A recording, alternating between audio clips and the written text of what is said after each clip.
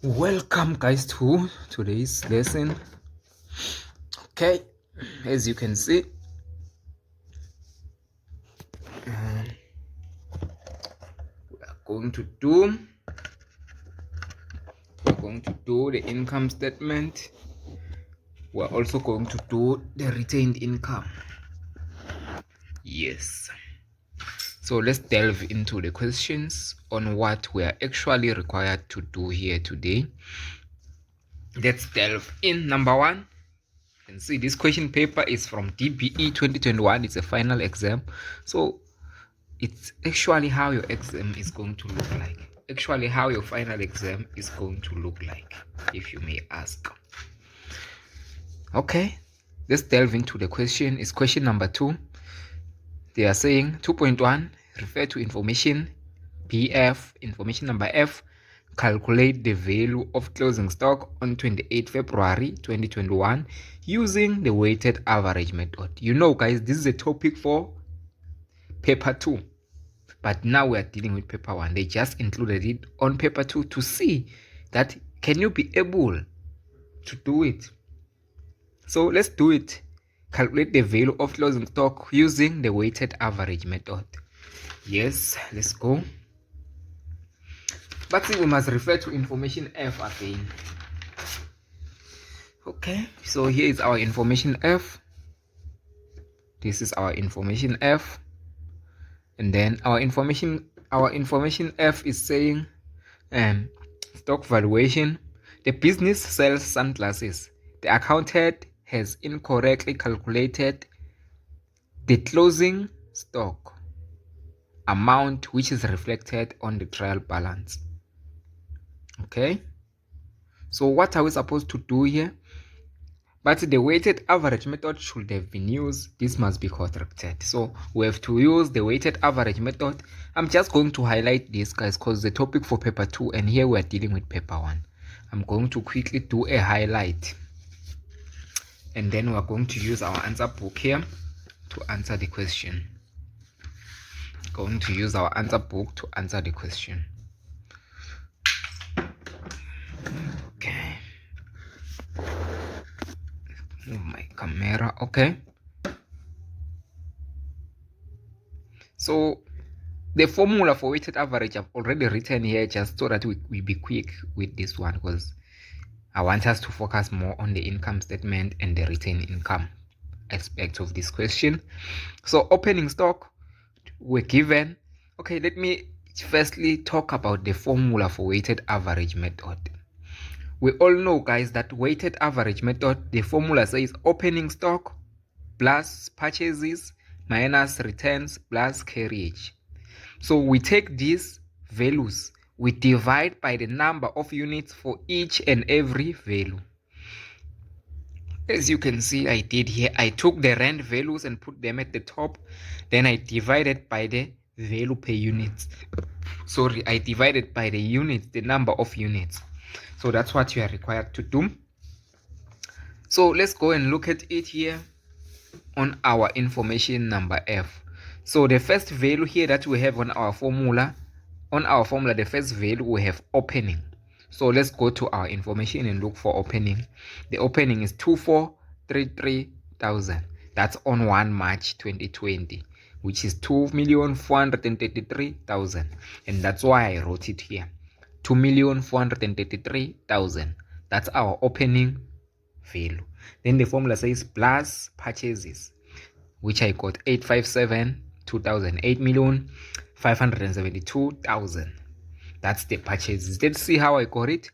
I got it from our purchases table here, which is the total purchases of 8,572,000.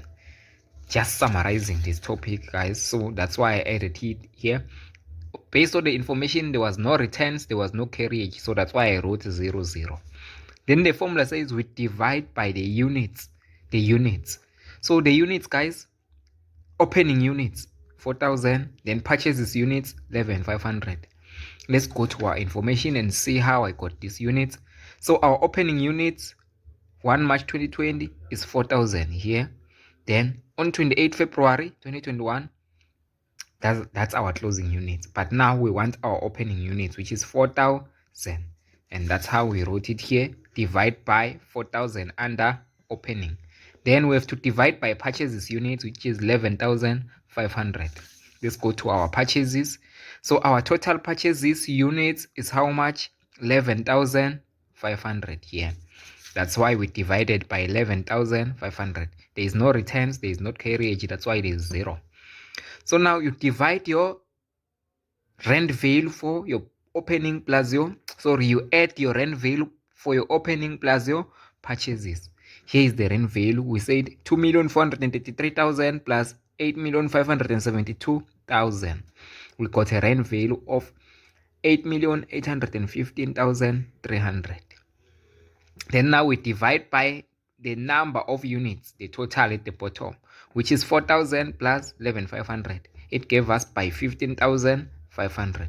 That's what we are dividing by here. So 8,815,300 divide by 15,500. What do we get? We get an amount of 568,000,73 when we take this one and divide by this one. 568,000,73.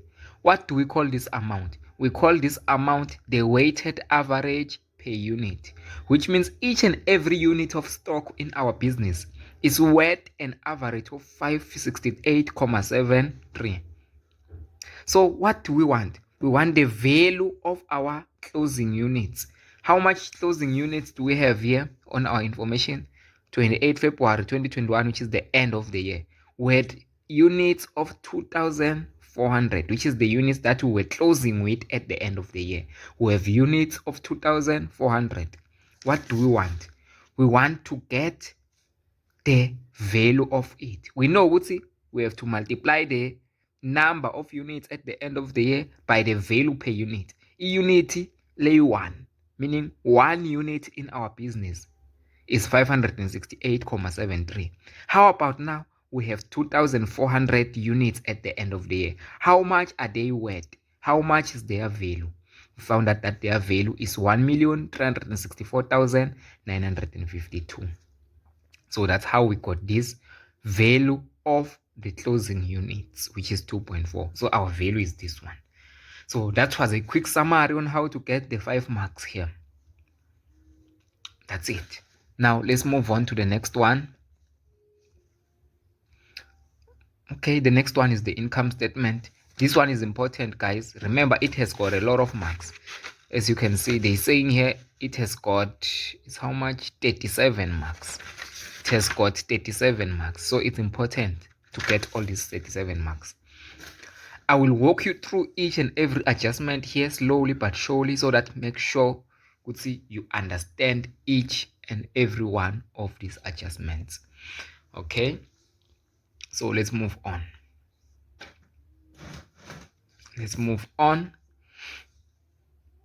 So remember, guys, this income statement will help you in terms of difficulty, whereby you are practicing on your own and you find out that you have forgotten how to treat a certain adjustment. You will just go back to this video. That's how you will download this video to watch it offline anytime that you want to watch it on your phone. So to know how each adjustment is being done, you can watch it as many times as you want to master the adjustment. Remember, in accounting, they always repeat one and the same thing. They change there and there, but it's always one and the same thing. So if you are able to master all these papers, practice all of them, you will suddenly notice that they are always setting one and the same thing. It's only your job now to realize what is it that they are repeating and how to tackle it. So this video will help you. Make sure you watch it till the end to see how we tackle the adjustment. So item number 1 on our income statement is called the sales. Item number 1 is called the sales. So we're supposed to get our sales here. Number 2 is called the cost of sales. Item number 2 is the cost of sales. Remember to put brackets. The reason why we put brackets is to show our workings in order to see how much are the final answers. So in our workings now, we're able to do what? We're able to get part marks here. part marks. If you can just write the final answer, you will only get 1 mark. But if you are able to write the workings, how you got your answer on these brackets, you will get the work maybe 5 to 6 marks, depending on the question. So now let's go and look at our sales and our cost of sales. You can see they've given us gross profit of 14,881,600. So now we're supposed to get our cost of sales and our sales.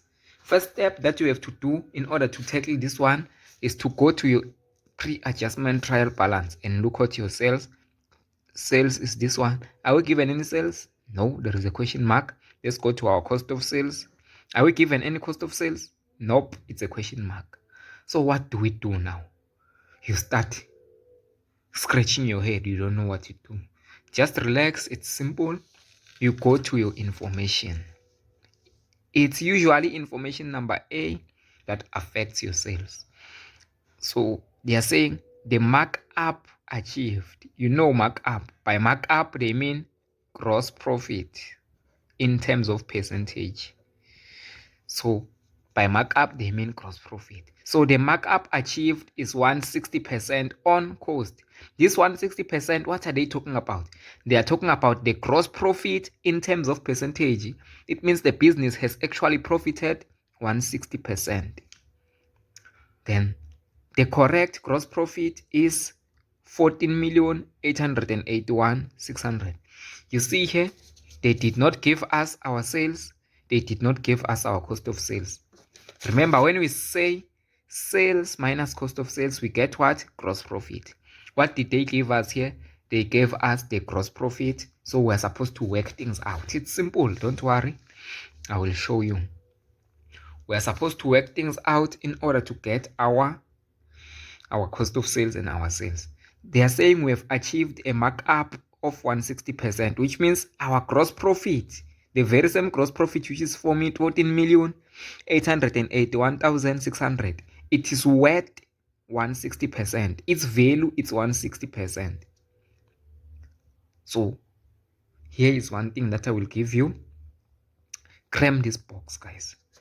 Here's a little box that I usually tell to people. I will just write it here because we don't have much space now. This little box starts with cost price, then it follows with the markup. Remember, the other name for markup is gross profit. Then our little box ends with the sales. This box, we call it our percentage box. You call it our percentage box. That's when we are going to write our percentages in order to get anything that we want when it comes to sales, cost of sales, or gross profit.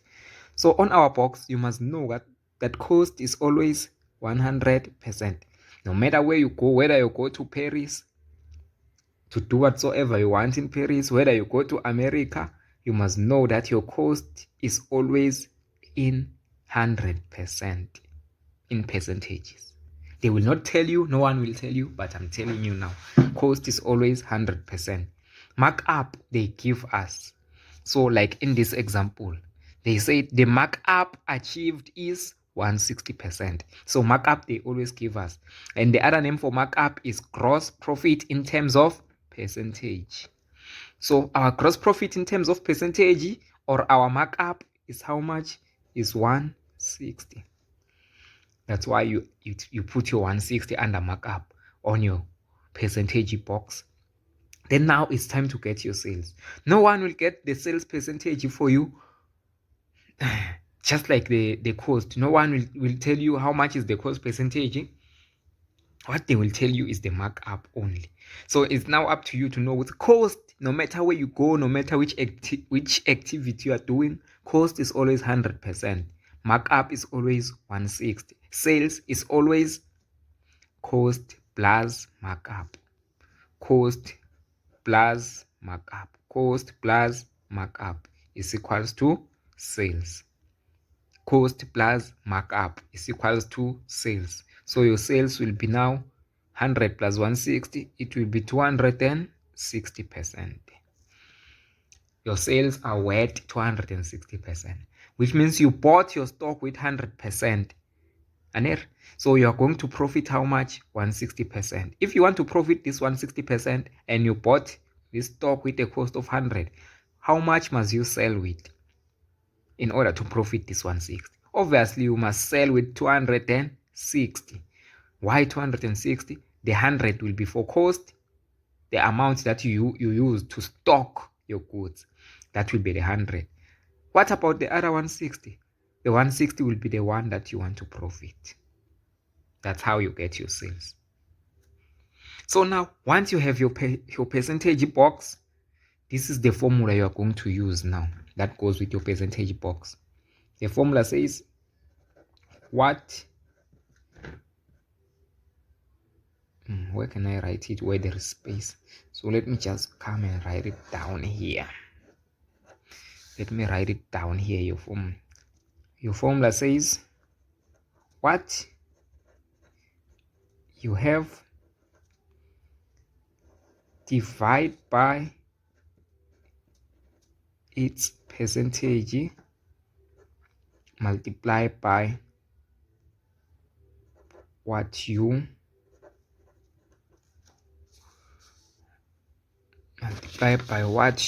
want. So this formula was given by my accounting teacher back in high school, Ms. Mpapane. So it has helped me in a lot of things as well.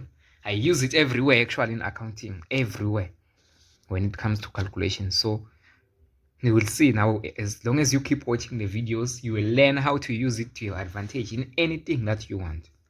So it says what you have, the thing that you have, divide by its percentage. What percentage? The percentage of the thing that you have.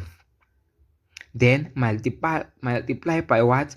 By the percentage of what you want. That's the formula. So let's apply it here. In order to get what? In order to get our sales and our cost of sales. Using our percentage box, we can use the formula now. So what we have on our information, we have gross profit. They gave us gross profit of 14,881,600. Even if you can check here on your income statement, they said gross profit is 14,881,600. That's what we have. What we want is what? Your cost of sales is your selling price. Back to our formula. So what we have is what? Is the gross profit of how much? What we have is the gross profit of how much? Of 14,881,600. Now the formula says divide by its percentage. What is its percentage? It means the percentage of what you have. In this case, what we have is what? Is the gross profit. So divide by its percentage. We go back to our formula box, our percentage box. We look at the percentage of what we have. What we have is gross profit. And the other name for gross profit, I said, is what? Is markup. The other name for markup is gross profit. So since we have this gross profit here, what is the percentage of gross profit markup on our box? They say they given us a markup of 160.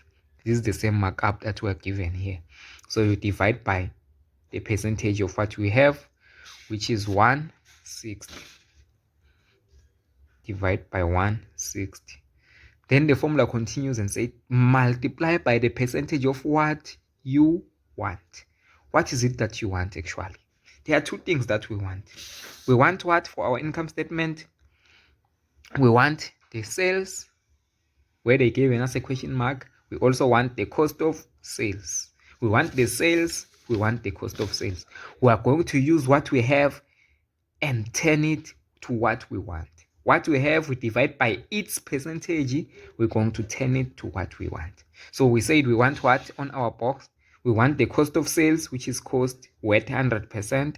And we want the sales, which is sales worth 260%. Then the formula says multiply by the percentage of what you want. So let's start with cost. If we want cost, we're going to multiply by what's the percentage of cost on our box? Is always 100. If we want cost, we are going to multiply by 100. So let's see how much we are going to get in cost.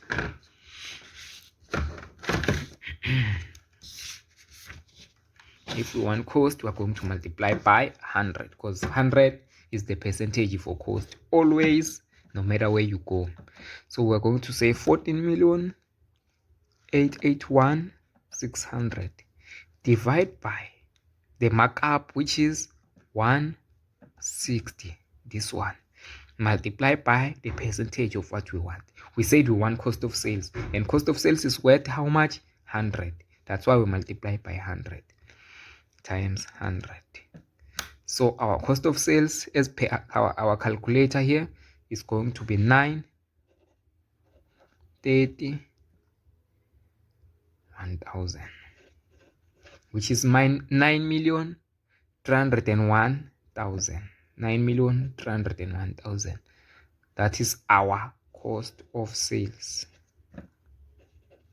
Cost of sales. Now let's assume, using this very same formula, we want our sales. What are we going to multiply with if we want our sales? If we want our sales, what are we going to multiply with? Remember, our percentage box says cost is 100. That's why we multiply by 100. But now, what if we wanted sales? Sales is how many percent as per our box? Is 260%. So which means if we wanted sales, we are going to multiply by 260. You will go back to how I did this box and understand thoroughly, because this is the video you can always pause, unlike in class whereby once I jump and leave something, you will be afraid to raise your hand. Here you can go back and listen to me again on how I designed this box. So now if we want sales, we're going to multiply by 260. So back to our formula, what we have is still the gross profit, and its percentage, the profit is worth 160% markup. So that's why we divided by 160 times. Now what we want is what we want is sales, and sales per our box is 260. So back to our formula, what we have is 14,881,600 divide by its percentage 160, multiply by what we want. If we want sales, we're going to multiply by times 260. Remember, this one is for cost of sales, and this one, the multiplying by 260, will be for sales. So 260 times 260, then we'll get sales of per our calculator 2,418,000. How much is it? Oh, it's 24,182,600. That's our sales. So we're going to write it under our sales. 24,182,600. 24,182,600. 24,182,600. That's our sales. You can see now we were able to use our formula and our percentage box. We're able to use these tools. We're able to use these tools to get what? Our cost of sales, which is 930 million, which is 90.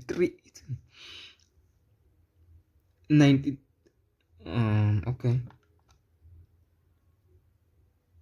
It's how much? 14,881,600 divided by 160 times 100. Oh, it's 9,301,000. That's our cost of sales. 9,301,000. So let's go and put it on our cost of sales. It's 9,301,000. How did we get it? How did we get it? Don't forget that to put it here on your workings. How did you get the 9,301,000? Here is how we got it. Here is how we got it. How did we get the sales? Here is how we got it. Sorry. Here is how we got it. Here. That's how we got the cost. So I'm going to write it down here under my workings. So we said what we have is gross profit 14,881,600 divide by its percentage, and the markup of or the gross profit is 160. Remember, gross profit and markup is the same thing, so its percentage is 160 times what we want. If we wanted sales, we multiply by what? By 260. So sales, we are going to multiply. Oh, I wrote in the wrong line. Okay, sales, we are going to multiply by 260. And this is not the amount we get on sales. Unfortunately, I'm going to erase. It will be dirty, but don't have any choice. So I will write the sales amount here on top. So the amount we get on sales is this one. Is 24,182,600. That's the amount we got on sales. Put it there. Then on cost, how did we get the cost? We said what we have, which is the gross profit, 4,881,600 divided by its percentage. The gross profit or markup is percentage 160. That's why we divide by its percentage of 160. Multiply by the percentage of what we want. We want cost price. And cost price, I said it's always how much? 100%. That's why we're going to multiply by 100. So how much did we get for when we multiply by 100 for cost of sales? We got 981,000. Remember, this is wrong, so I was erasing it. It's 931,000. Remember, cost of sales is always in brackets. Cost of sales is always in brackets. So that's how you will get your marks there. Now let's punch in our calculator. Let's punch in our calculator.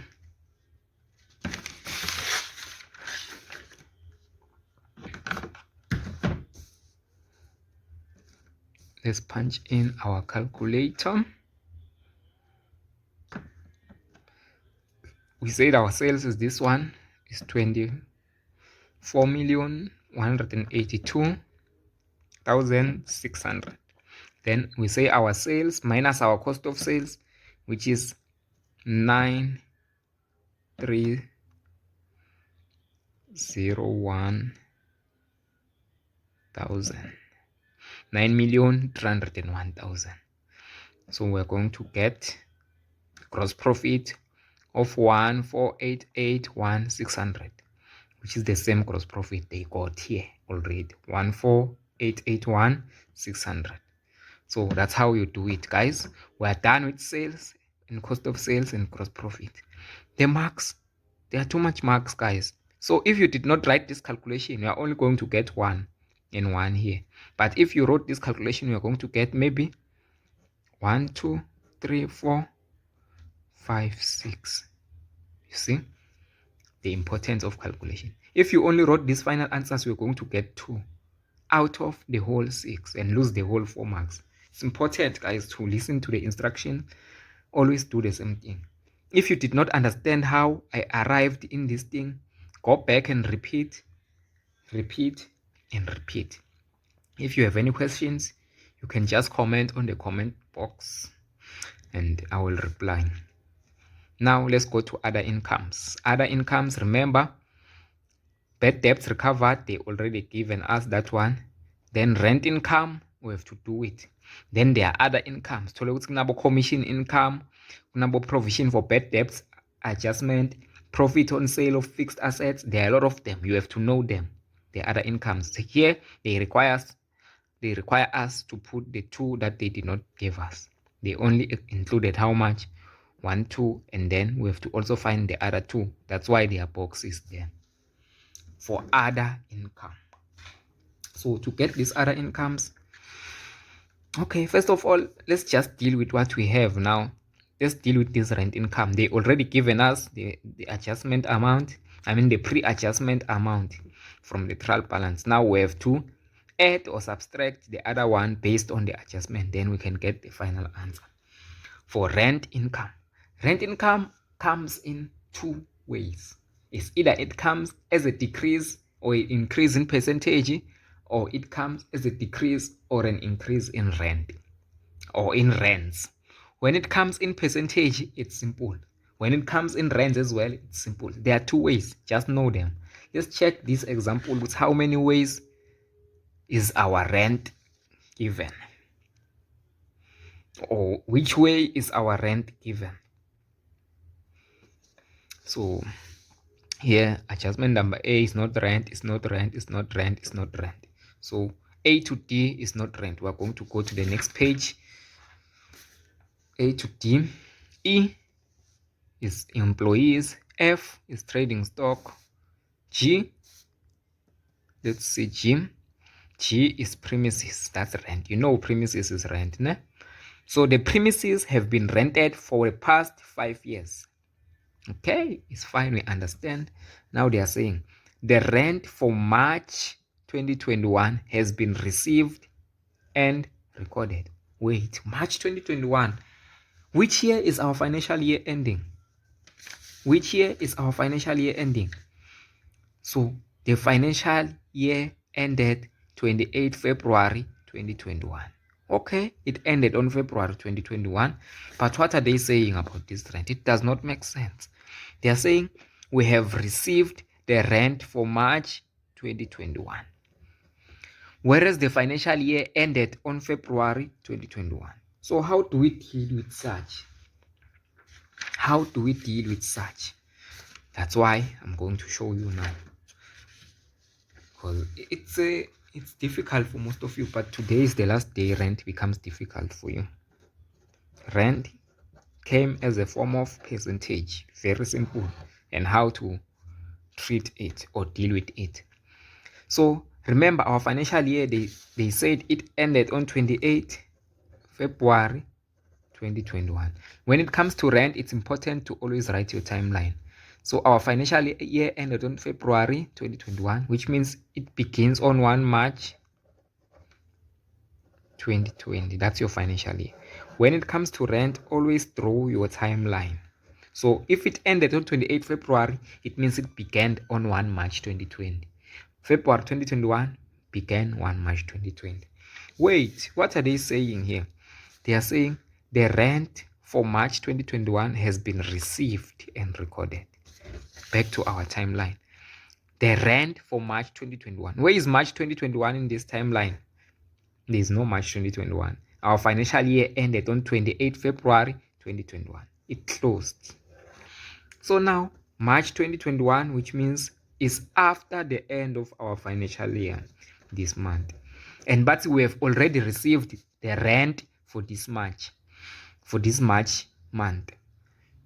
And remember, it ends on 28 February and we received the rent for March. So what are we supposed to do with this rent? Simple. We have to take the 208,250, which is the rent from our trial balance, and we have to minus the rent for March 20, because it does not belong into our financial year.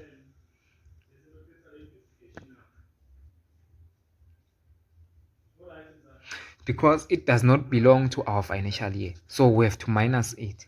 But they did not give us this rent amount, so they did not give us. So we are supposed to get this rent amount for March 2021 so that we can be able to minus it. Wait, the adjustment continues. It says, due to the lockdown, the rent was decreased by 25% per month for only 3 months, from April up until June. So they decreased this rent due to lockdown. People were not working, so they decided to reduce the rent because people were not working, they were not getting money. How will they get money to pay rent if they are not working during lockdown? So that's why they reduced it by 25%. So simple. Once they give you rent that there is a percentage decrease, it's simple. It's simple. You go to your thing here. You go to your thing here, your answer book. Okay, you are going to say, okay, they are saying rent has been received from March up until March the other year, and this year we don't want. They did not give us any amount. They only give us that rent was decreased by 25%. It was minused or decreased by 25%. From when? From when? they're saying the rent was decreased by 25% per month for only 3 months from April to June 2021. So from April to June 2021, the rent was decreased by 25% from April to June 2020. Sorry. So let's go to from April to June 2020 in our timeline. This is March 2020. This is April 2020. So it was minused by 25% on April. May, it was still minused by 25%. June, it was still minused by 25%. That's how you do it. Then now, how about the other months? Which means on July, they did not say it was decreased. Which means on July, there was not decreased. So July, August, September, October, November, December, January, February. There was no decrease for all this month. Till February, up until March, there was no decrease. The decrease only affected these 3 months, which is April, May, and June. They decreased it by 25%, 25%, 25%. So if rent comes in percentage, this is how you do it. Make sure you learn today. So rent, before they decrease it, it is always 100%. Before they increase or before they decrease, it is always 100%. So you assign percentages to all these months. So in March, this rent was 100% because it was not decreased. In March, it was 100 because it was not decreased. How about in April? In April, they started decreasing it. So in April, it was no longer 100. In April, it was 100 minus 25, which means it was 75. Okay. So in April, it was no longer 100. It was 75%. They decreased by 25. Even in May, it was 75%. They decreased by 25 in June. It was 75%. Okay. Then it continued. In July, there was no decrease, which means it went back to normal. July it started again. It became 100%. August, 100. September, back to 100. October, 100. November, 100. December, 100. January, 100. February, 100. Remember, they said we also received rent for March 2021, which means even this month was also 100, because the decrease only affected April to June, which is 3 months. That's what our information says here. That's what our information says here. They say the rent decreased by 25% per month from April to June. That's what I just did on my timeline. I interpreted what they said on my timeline. From April to June, it was decreased by 25%. Okay. Now your duty, remember the formula that I gave you. When it comes to percentages, here's the formula that I gave you that was given by my teacher as well. What you have, divide by its percentage, multiply by what you want. What you want. That's the formula. What you have, divide by its percentage, multiply by what you want. So the percentages, we already have them. We know that the rent is made up of all these percentages. It's made up of 100, 20, 100, 75, 75, 75, 100, 100, 100, 100, 100, 100, 100, 100, and 100. This rent is made up of all these percentages. That's where under its percentage, that's where we're going to put all these percentages. Under what you have, we're going to put the rent amount that we have now. Then by where we multiply by what we want, we're going to multiply by this month that we want to get. With how much is it? So that we will be able to go and minus it. So let's do that before we waste any time. So what we have is the rent on our trial balance. They also given us this rent here. It's 208,250. If you will come across a question paper where they did not give you here, you simply go to your trial balance.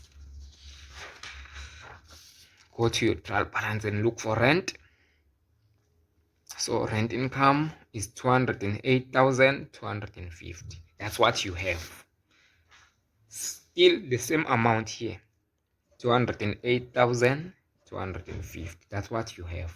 Then the formula says what you have divide by its percentage. Its percentage, it means this rent is made up of all these percentages. We're going to combine them all on my calculator. 100, which is this one, plus 75 plus 75 plus 75, which is this 75. Then follows by these hundreds, plus 100, 1, 2, 3, 4, 5, 6, 7, 8, 9. 100 times 9, which is plus 900. So it gives us 8,650%. So this rent that we have on our trial balance, its percentage is made up of 8,650. That's why we divide it. So that's it. Then multiply by the percentage of what you want. And what we want here is the rent for March. The March that does not belong in our financial year. Remember, our financial year ended on 28 February 2021. So this financial year, we don't want it. It does not belong here, this rent for this month. So this financial year is how many percent? It's 100%. So we're going to multiply by the percentage of what we want, which is this month. So this month is how many percent? This month is 100%. This month of March. So we want to get how much is this month. When we multiply by its percentage, we're going to get what we want. It's how much. Multiply by what you want, which is this month. We're going to get the rent value of that month, which is this one. So punch our calculator. What we have is the rent of 208,250 divided by its percentage, which is 8,650. Okay, times what we want, which is this 1 month of March, which is how many percent? Actually 100. I even pointed here that is 100. So we're going to multiply by that month, which is 100. So we're getting 2,407,51. So we're going to write it 2,407,51. Don't know if my calculator is giving me the right answers, but I hope so. So it's 2,407,51. That's the rent for that month. Yes. So let's go on and put it. 2,407,51. This is it. 2,407,51. We're going to put it there. On our rent income, we're going to subtract it. So it's how much? 2,407,51 minus 2,407,51. Close. Then let's get the total. I don't like the fact that it's giving me a comma. Maybe my calculator is wrong.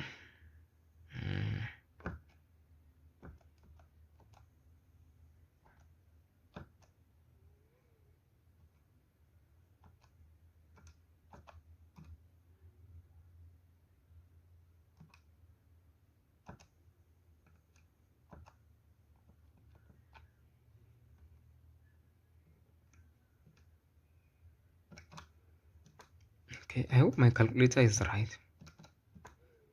Just hope it's right by giving me this comma. Let's just do it.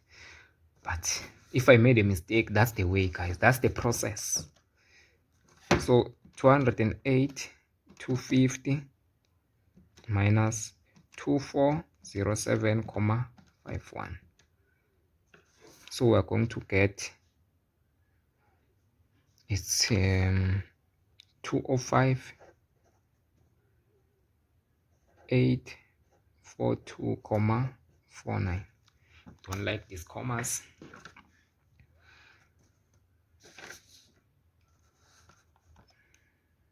One, two, three, four.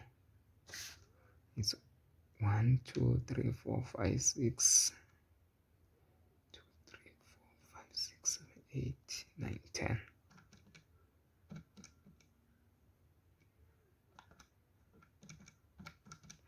Maybe I made a mistake. So the 100 is for 10 months, which is 1,000. Yeah, I think I made a mistake. Then plus 75, plus 75, plus 75. Yeah, I made a mistake here when calculating the percentage of this rent. It's not actually 8,650. So let's correct that. That's why I see the commas. Something is wrong. So it's actually 100.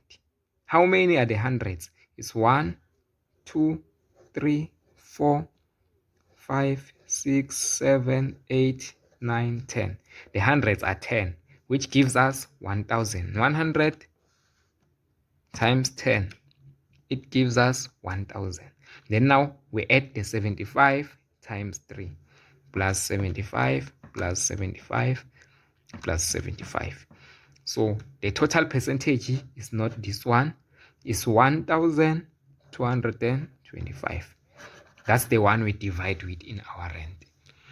What we have is the rent on our trial balance. What we have, divide by its percentage. Its percentage, all of it, is 1,225 times 100, which is this month of March that we want to go and subtract there.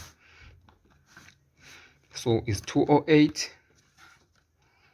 Is 250 divided by 1,225 times 100. So we get an amount of 17,000. Now it's correct, no brackets. So you must know, guys, when you see brackets, try to see where you might have made the mistake, just like I did here. So it's 17,000 actually. That's what we are going to put here. We are going to erase this one, and we're going to put 17,000 and close our brackets. So now let's calculate the remaining rent, which means even this one is wrong, we have to get the correct one here. So it's 208,250 minus 17,000. We minus that 17,000 because we don't want that month of March. We have to minus it. So we get an amount of 191,250. That's it. We are done with our rent income. Just go back and see how we did it. I'm continuing just to save time. Now, after rent, there's other income that is following. They did not give us which one is it. We just have to find out on our own. Remember, other incomes, we can have profit on sale of fixed asset. We can have commission income. We can have provision for bad debt adjustment. So let's see, do we have any commission income on our trial balance? No, we don't have any commission income. Do we have any profit on sale of fixed assets? Yes. When we get profit on sale of fixed assets right here, that is an income. So if we sold a fixed asset, there will be profit. So they put a question mark. We have to get it. Let's see which fixed assets was sold by looking at our information. Number A is not it, B is not it, C is not it, D is not it. Let's move on. Number E is not it, F is not it, G is not it, H is not it, I it is it. An old delivery vehicle was sold. Old delivery vehicle was sold. So we sold a vehicle, which is a fixed asset. So when we sell a vehicle, obviously there will be a profit or a loss. But they already told us there that there is a profit. So we sold it for cash on 31 December 2020. This has been correctly recorded. So the cost price of the vehicle that you sold is 198,000. The accumulated depreciation is 105,000. Remember, the formula to get profit on sale is equals to the selling price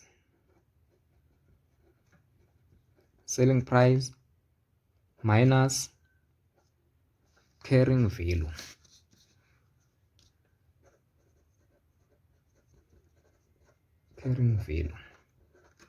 That's it. To get profit on sale, the formula is selling price minus carrying value. Know that. Profit on sale is selling price minus carrying value.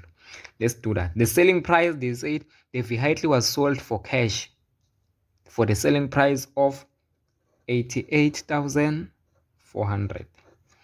Then how much is the carrying value? They did not give us, but they gave us what? They gave us the cost, and they gave us what? The accumulated. How do we get carrying value? Carrying value formula. Carrying value is equals to cost minus accumulated. Cost minus accumulated is carrying value. So let's see. Our cost is 198,000. Then our accumulated is 115,500. 115,500. So how much is our carrying value? Going to punch the calculator.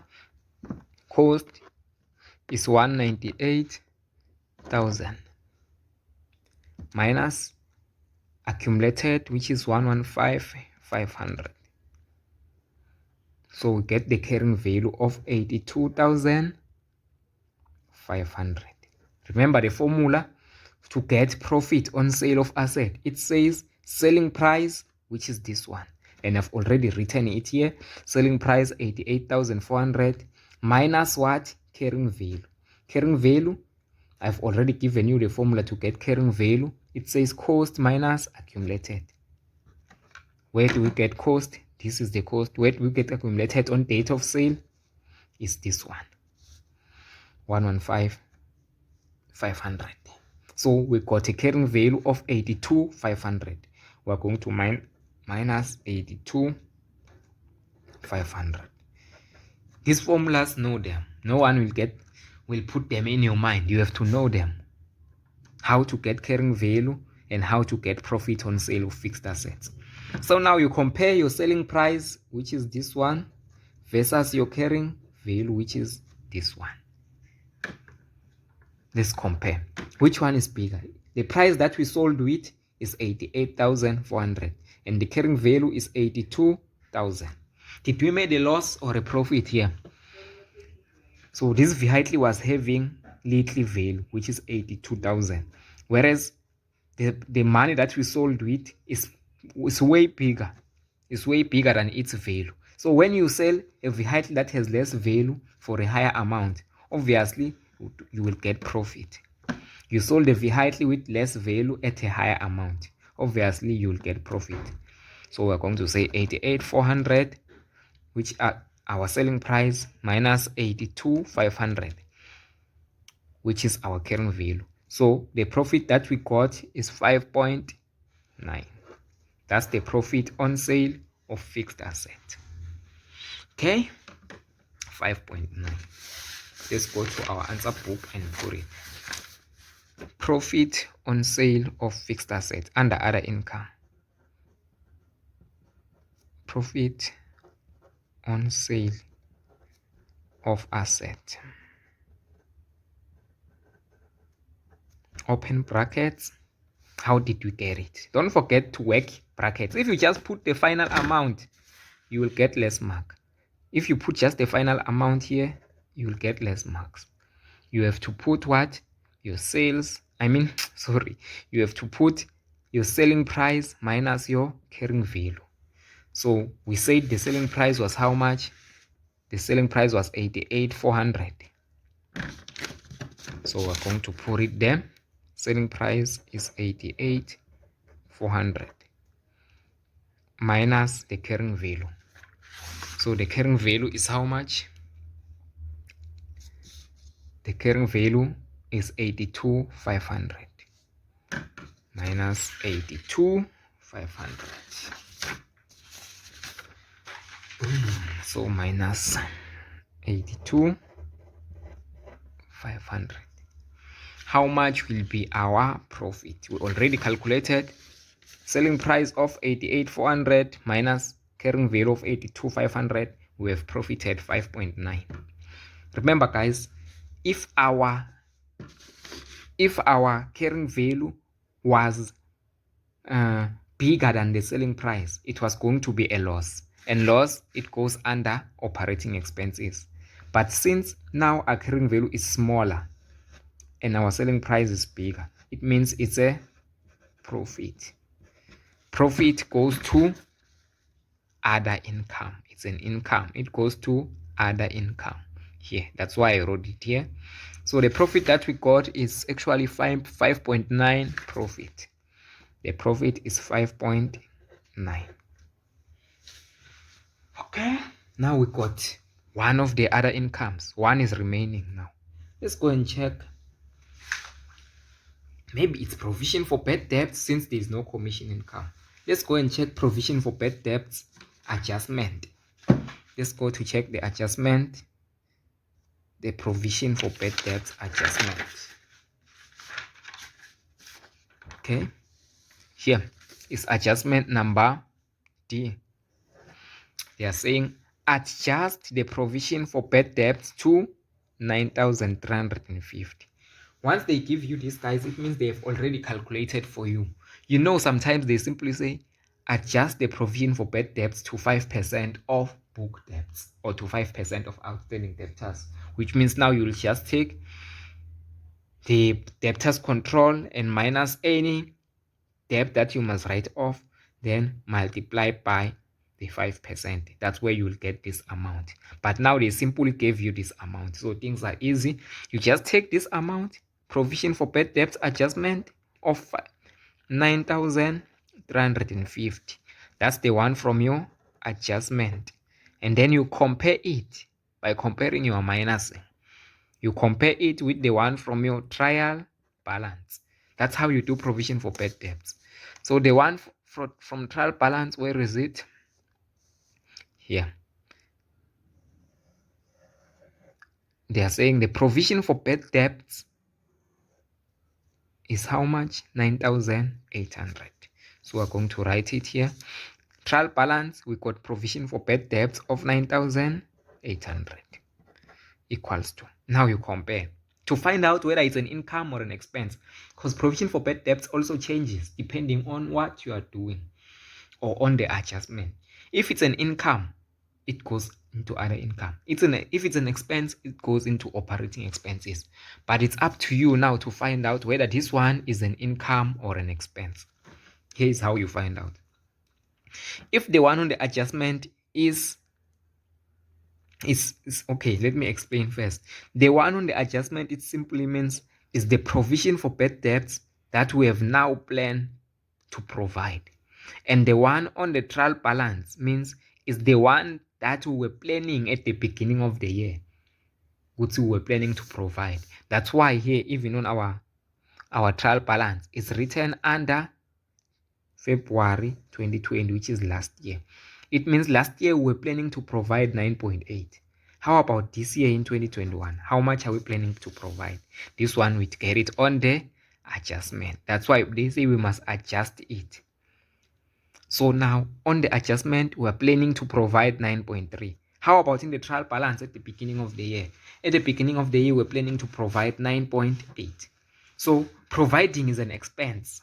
So now we're planning to provide a bigger one on our trial balance at the beginning of the year, which is 9.8.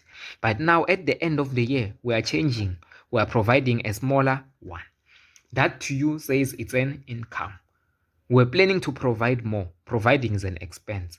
Now, which means the expense has decreased. We have adjusted the expense to 9,300. So if an expense decreases, it means we're going to save money. So it's an income. But if the adjustment was bigger, it was going to be an expense, which means the expense has increased. Now the expense decreased. Now you minus these two, 9,800 9,800 minus 9,350. 9.8 minus 9,350. We get the provision of how much? 450 change.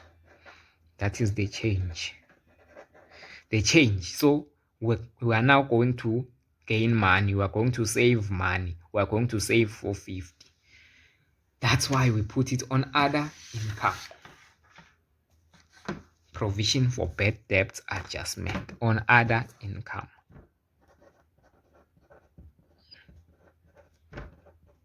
For bad debts adjustment. It's 9.8. Remember to show it in brackets to gain part marks. It's 9.8 minus 9,350. So we're going to get a change of 450, which is the one we are saving now. Go and revise how we decide whether it's an income or expense, because sometimes it will go under expenses. Go and revise the video to see why it becomes an income and why it becomes an expense. So I will move on, guys. I will move on. I will not totalize. I will totalize after I'm done. Now let's just tackle the adjustment. Likely they did director's fees, they did audit fees, they did advertising, they did sundry expenses. Now we have to do trading stock deficit. Okay, for trading stock deficit, we are simply taking trading stock from our trial balance and we minus trading stock in our adjustment. So let's go to the information. Trading stock in our trial balance. Here, this is the trading stock. We already did adjustment for trading stock, remember? So it will be simple now. The trading stock in our trial balance is 2 million. So we're going to write in our trial balance, we had trading stock of 2 million. Trial balance, it means at the beginning of the year, we had trading stock of 2 million.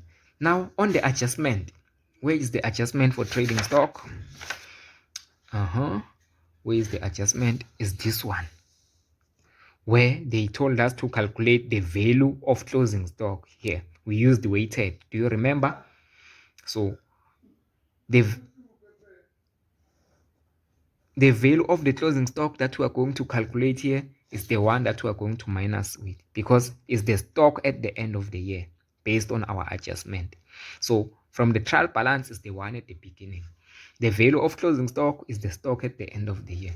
And remember, we got how much? Let's go back to question number 1.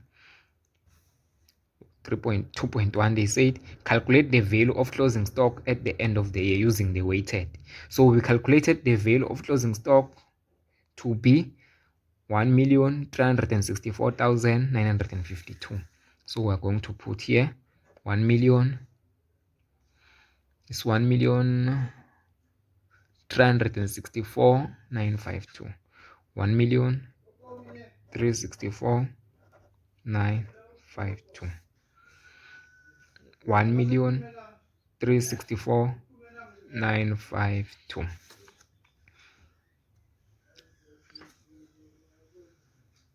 Okay, now let's calculate.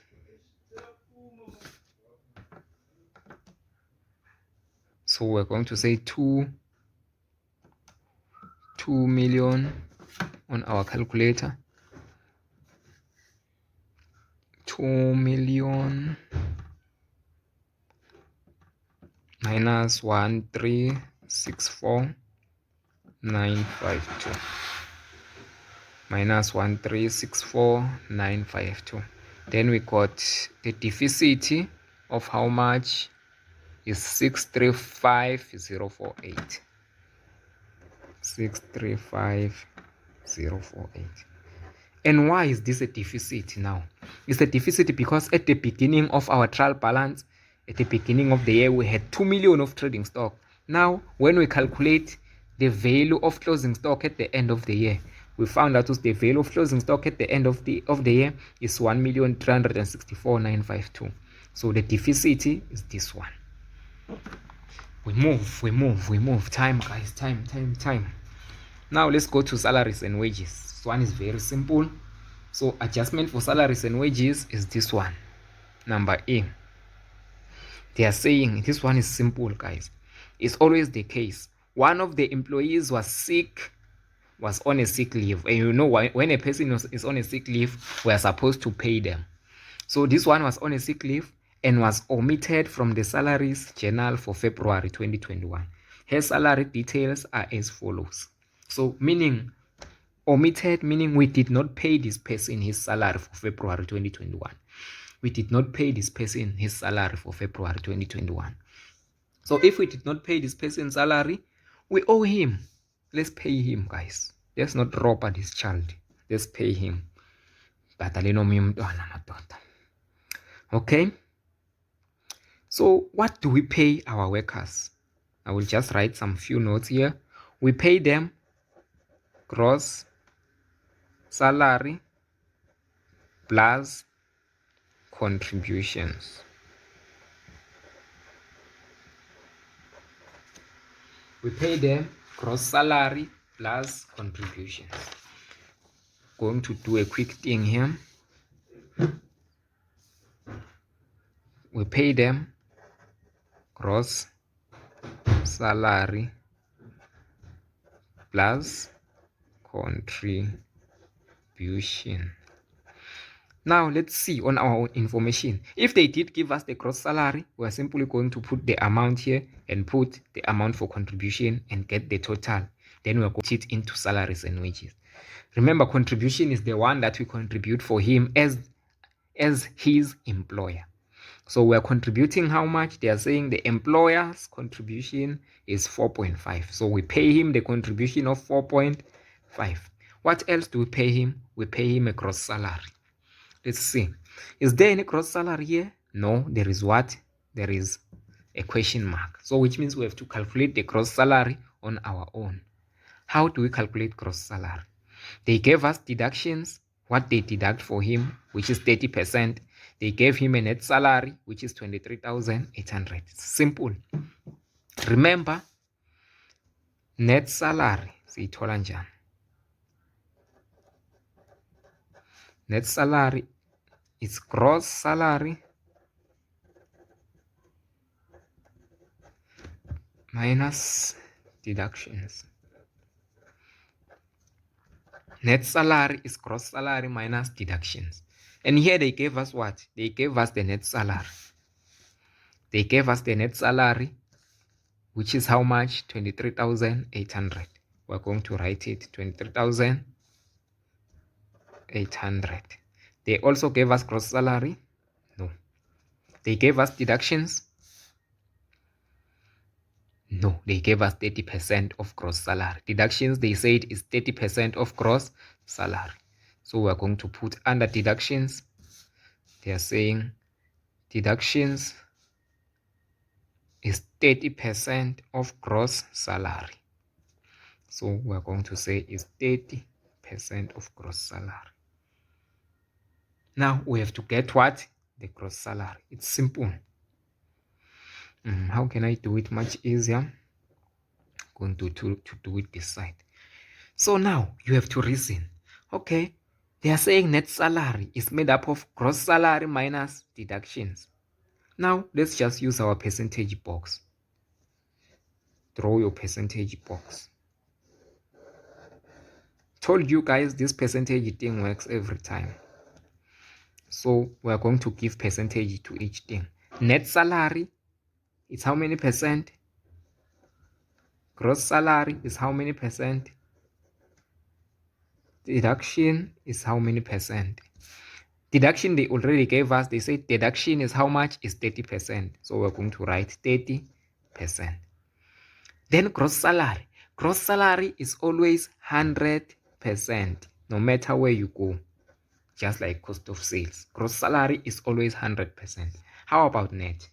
Net salary is gross minus deductions. So we are going to say our gross, which is 100, minus our deductions, which is 30. We are going to get a net salary of 70%. Now we are going to use what we have divide by its percentage, multiply by what we want. formula, your formula, whether you're doing maths lit or what, this formula will work. What you have, divide by its percentage, multiply by what you want, because you have already drawn your percentage box. So based on our information here, the only amount that we have that they gave us that is going to help us is what? Is net salary, which is 23,800. So what we have is net salary of 23,800. Divide by its percentage. Net salary is made up of how many percent? Our box, net salary is made up of 70%. Go and revise the box to see how I said net salary is made up by 70%. It's easy because it's a video. You can simply go back and listen, other than in class where you will be scared to ask. So it's 70% our net salary. What we have is our net salary of 23,800 and its percentage, it's 70%. Multiply by what we want. We want what? Gross salary. Because in order to get what we pay him, we have to get our gross salary plus our deductions. And we already have our deductions. Now what's left is the gross salary. So what we want is the gross salary. The formula says multiply by the percentage of what you want. What's the percentage of your gross salary? Your gross salary is 100%. Always. So you are going to get your gross salary. How much is it in rands? So formula 23,800 divide by 70 times 100. 23,800 divide by 70 times 100. So we get 34,000. 34,000. This 34,000 is our gross salary. We pay this person a gross salary of 34,000 plus contribution. We already got it. It's 4,500. Remember, gross salary they did not give us, and how we work it out is using our percentage box. Go and revise this to know it. Question will always come out like this, guys. It will always come up like this. So go and revise how to do it. It's easy to pass this thing. So we're going to say 34,000 plus 4,500. 34,000 plus 4.5, it gives us 38,500. 38,500, which is our money that we pay him. Or her. This is the money that we pay him or her. We pay him gross salary plus contribution. And this is how we get the gross salary. Contribution we were given. So this is what we pay this person, 38,500. Now let's go and put it in our answer book. Under salaries and wages, okay, they already gave us the other ones, which is Bapatalele. Then the one that we omitted, we pay him 34,000, which is the gross salary, plus deductions of how much? 4,500. Let's punch. So from the beginning, it was, from the trial balance, it was 6,425,000. So punch calculator, 6,425,000. 6,425,000 plus 34,000, which is this one, then plus 4,500. So we get total salary of 6,463,500. Done. Now depreciation. Let's go to depreciation. Information number. Depreciation is information number I. Okay. Provide for depreciation as follows. Provide for depreciation as follows. On vehicle, they say it is 25% on the cost price method. Then on equipment, they gave us is 9,500. So let's just go and put it. Equipment 9,500. We go to our answer book. Depreciation, equipment, they say it is 9,500.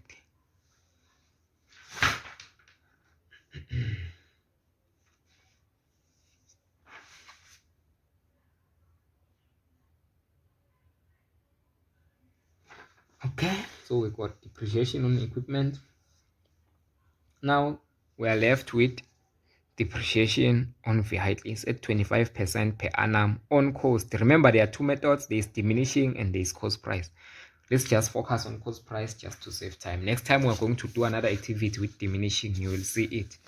So when it comes to depreciation or calculating depreciation,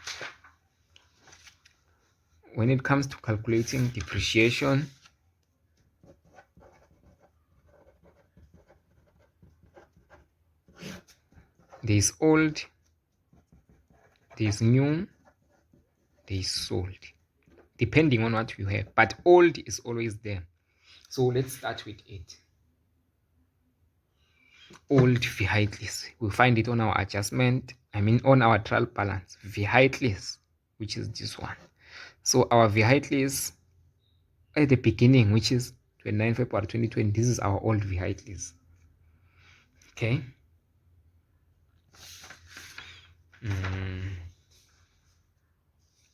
The old vehicle was how much?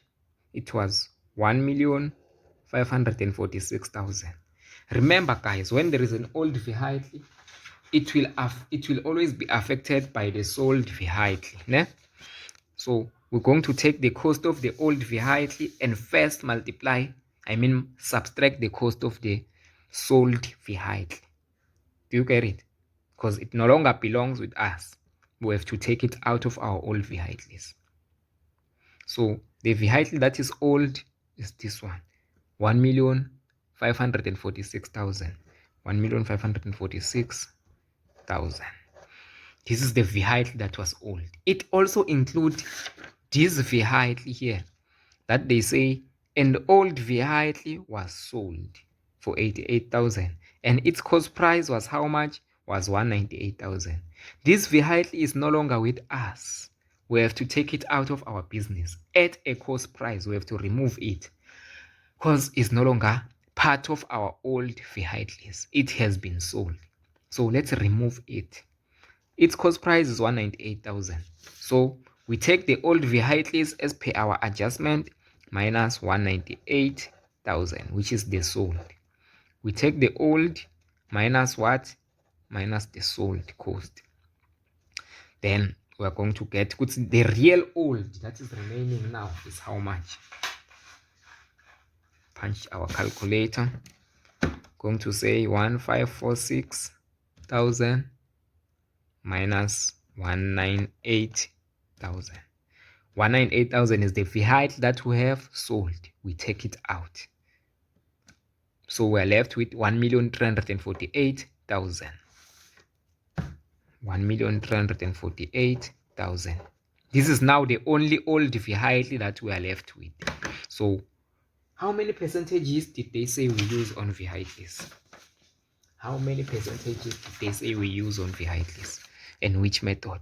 They said on vehicles is 25% per annum on cost price. Simple as ABC. Just going to our information. Take this vehicle that is remaining or the old, we multiply by 25 over 100. Then we multiply by the percentage. The months. Old is always 12 out of 12, no matter where you go. Go to Paris, America, Zimbabwe, Mozambique, whatsoever you want to go. Old vehicle is always 12 out of 12. The only thing you have to know by old vehicle is you take your old vehicles on your adjustment and minus the cost of the vehicle that you have sold. You minus it because it's no longer part of your vehicles. Then now you calculate the remaining. The remaining is 134,800 times 25 over 100 times 12 over 12. It's always 12 months because we did not sell this old vehicle. We did not do anything. It's remaining in our business, so it stayed the whole year. Sometimes you can call it old or remaining so that you don't deduct. So the depreciation will be 337,000. 337,000 based on our calculator here. 337,000. Okay, that's how we got the old vehicle. Very simple. Now let's go to new vehicle. Is there any new vehicle that we purchased during the year? Go to our information. I don't see anything that says there is a new vehicle here, so 0. Sold vehicle, of course there is one that we sold. The information did say it. They said there is a vehicle that we sold. So where is the vehicle that we sold? Is this one. An old vehicle was sold for 88,000 cash on 31 December 2020. Okay, we sold it on December 2020. Let me put it in our timeline so that we can understand this sold vehicle. Our financial year starts on March 2020 and ends on 28 February 2021. So when did we sell it? They indicated here that we sold it on 31 December 2020. Let's go there. It's March, April, May, June, July, August, September, October, November, December. We sold it here in 31 December. It was no longer with us from here onwards. So from January, it was not here. February, it was not here. We had it from March up until 31 December, which is how many months? 1, 2, 3, 4, 5, 6, 7, 8, 9, 10. We had it for 10 months out of 12 months. Remember, remaining we had it for 12 out of 12 because we did not sell it. It's the old remaining. This one is the sold. We sold it in December, so we had it for 10 months out of 12. Now let's get its cost price. Then we're also going to multiply by 25 over 100, the percentage. So its cost price, they are saying we're using the cost price method, which means we're going to take its cost price, 198,000. So we're going to take 198,000 multiply by 10 months that we used out of 12 times 25%. So how much value did it lose? Let's punch our calculator.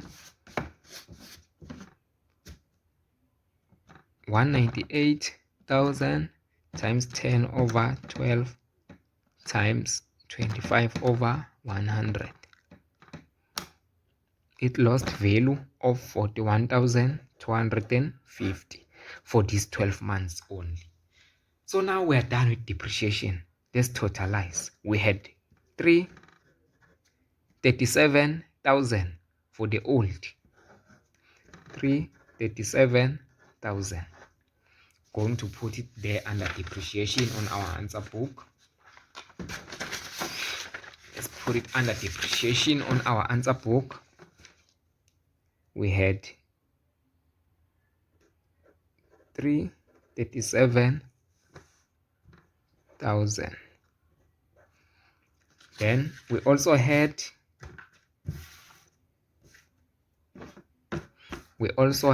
plus the sold, which is 41,250. 41,250.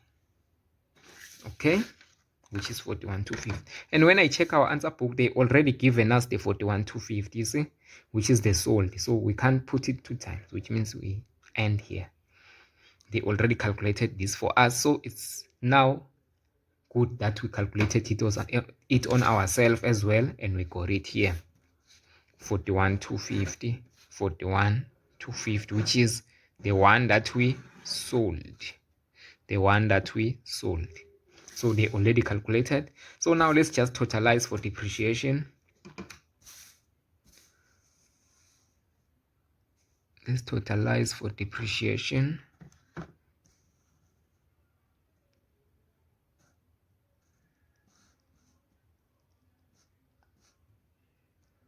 Okay, it's 41,250 plus 90,500.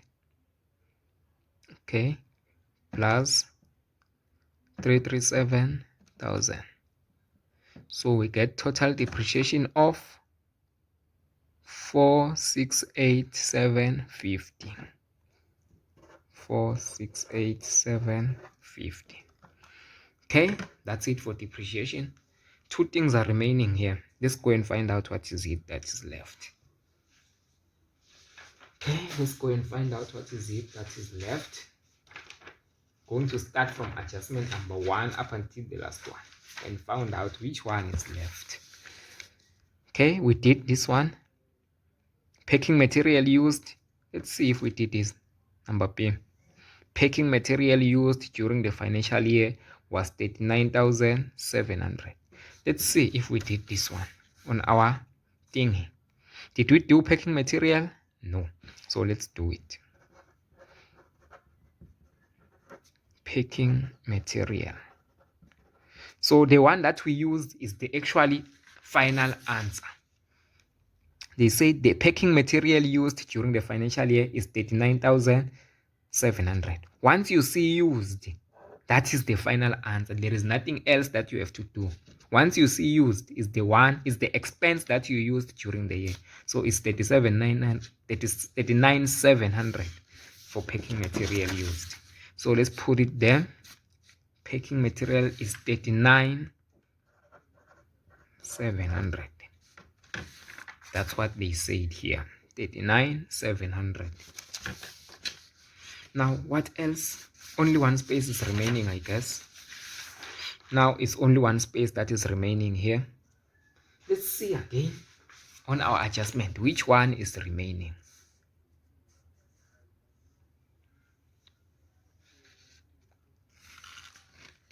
Okay, we did this one, packing material.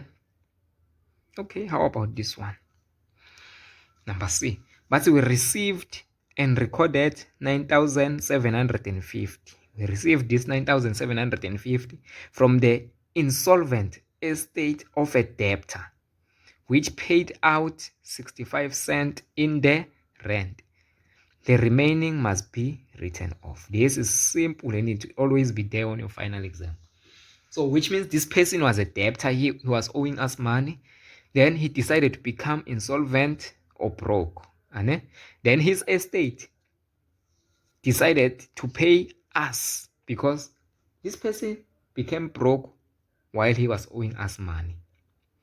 So the estate decided to pay us 9,750, which is how many percent? Which is 65 cents. And in the rent. What does that mean? What does that mean? It simply means, I will write it here. It simply means, okay, what did his estate do? What did his estate do? The estate paid out 9,750. This money that this estate paid is not the final amount that he owes us. This estate paid us 9,750 because this debtor was owing us a lot of money and he was not able to pay us. So his estate decided to pay 9,750. So which paid out 65 cents. They are trying to tell you this 9,760 is actually 65 cents. Do you get it? It's actually 65 cents. So when you say what you have, divide by its percentage. The percentage of this amount is how much? Is 65 cents. That's why you divide by the 65 cents, which is this one.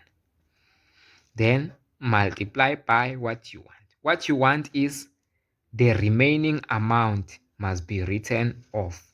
So you want the remaining cents that they did not pay us. So if out of 100% they paid us 65, how much is remaining? So the remaining is 35. 100 minus 65, the remaining is 35 cents. So they paid us 9,750, which is worth 65 cents. So the remaining is 35 cents. This is the formula. What you have, divide by its percentage. What you have is the one that he pays us, or the estate paid us, and it's how many percent? They said it's 65 cents, times the one that must be written off, which is 35 cents, the remaining. We will not receive it, it's remaining. So you simply say 9,750 divide by 65 times what you want, which is 35, the remaining. So the remaining we found out in rands is 5,250 remaining. That must be written off as a bad debt. Do you get it? So this 35 cents is what they did not pay us. They paid us how many cents? They paid us 65 cents in the rand. They only paid us 65 cents, which is 65%. But the remaining, which is 35%, they did not pay us. So that's why we multiplied with it so that we can get it in rands. What's in rands is how much? Is 5,250. Simple. It's the formula. What you have, divide by its percentage times what you want. You can cram if you want, if you don't understand. If you want me to explain further, you can contact me or you can just comment there on the comment section. I will solve your problems. So it's 5,250. 5,250. The one that must be written off, because they say the remaining amount must be written off as a bad debt. So we're going to add it on bad debts. Let's go to our answer sheet and add. First of all, do we have bad debts on our trial balance? Yes, we do. Here it is. Bad debts on our trial balance is 28,800. So we're going to write bad debts on our trial balance. Bad debts is 28,800 plus the one that they said we must write off. That's the one that they say we must write off. So how much are we writing off? How much are we writing off? Here we are writing off 5,250 as a bad debt. Okay, so we're going to add it on bad debts. 5,250 close brackets. Now let's punch our calculator and get the final answer. 28,800 plus 5,250 is equals 34,050. 34,050. That's it, guys. I think we're done now. Section that operating profit, interest income, and all those things. Okay, let's try to get interest income. Operating profit, we will do it when we are done. Okay, let's go to our information. Let's look first on our trial balance. Do we have any interest income here? Let's check. Interest on fixed deposit or interest on income. Let's see.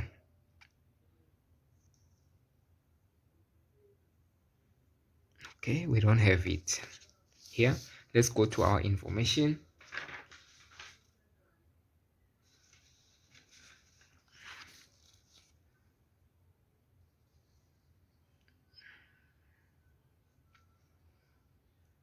Interest income, anything that talks about interest income, nothing still here. Okay, now how about the last part? Number I, they are saying the correct net profit after all adjustment is 1,342,008. So this is the correct net profit. The income tax rate is 28% of the net profit before tax. Interest income is the balancing figure. So if they say it's a balancing figure, it means will be the last thing we do. So now let's just jump to tax.